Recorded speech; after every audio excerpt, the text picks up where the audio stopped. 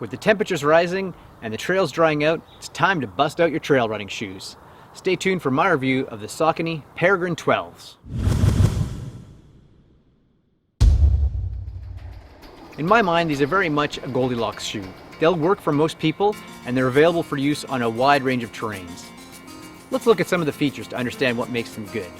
First off, from back to front, you've got a 4mm drop. So back here, it's 26mm, here it's 22mm.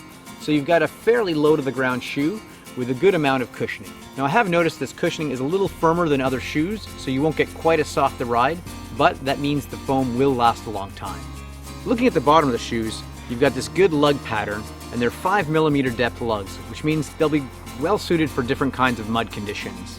Now I've been using these for about 150 kilometers, and I will note that on the outside, and I'm a midfoot and front foot striker, the foam is already wearing out on the lugs. Overall, I'd say that means this shoe will have a life of about 600 kilometers on the treadwear itself. Another important thing to point out is that they do now include a rock plate. I know for a few years Peregrines did not have this rock plate, so some runners kind of got turned off. They've reintroduced it now though, so if you're interested, you might want to come back and have a look at the Peregrines once again. Looking at the front of the shoe, there are a couple features to point out. First, you've got this little clip here that's suitable for use with gaiters. And as well, on the inside, you'll notice a bit of an elastic piece here. That's so that once you tie the shoe, you can slide your laces underneath that and they won't come undone. As far as the weight of the shoe, a single shoe is about 275 grams, so they're quite lightweight. Another feature I appreciate in the shoes is the size of this toe box. I've got a size 9, but I could have got away with a size 8.5. Sometimes I'm worried I won't have enough front foot space.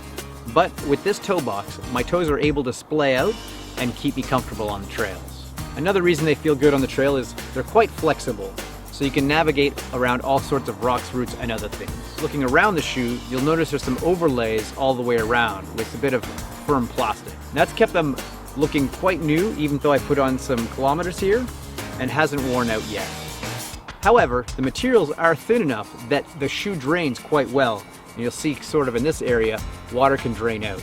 The tongue itself is not super padded, but it is gusseted at least halfway up the shoe, so that'll help keep out some of the little rocks and sticks when you're on the trails. As far as color schemes go, well, this is the black and charcoal version, but there's a whole rainbow of different options available to you. Now I've been lucky enough to be trying these out for the past kind of month and a half. It started in the icy, snowy conditions, moved into the mud season, and then made its way out into the drier conditions. And it's performed well in pretty much all of those conditions. Admittedly, some of my other pairs of shoes have a little bit of better grip on wet rock and icy conditions, but it's not bad. Like I said, there's a lot to like about the Peregrine, but if I had to nitpick and find a couple things, here's what they'd be. First off, I kind of wish that the grip was a little bit more durable because I'm concerned about the wear already. As well, that foam, it's great that it's stiff, but for me on the longer distances, I like a slightly more cushioned shoe. All in all, if you're looking for a shoe to get into trail running and you're not sure where to start, these would be a great option for you to test out. Well, that does it for my review of the Peregrine 12. For more information on this and all the products, head to the Saucony website.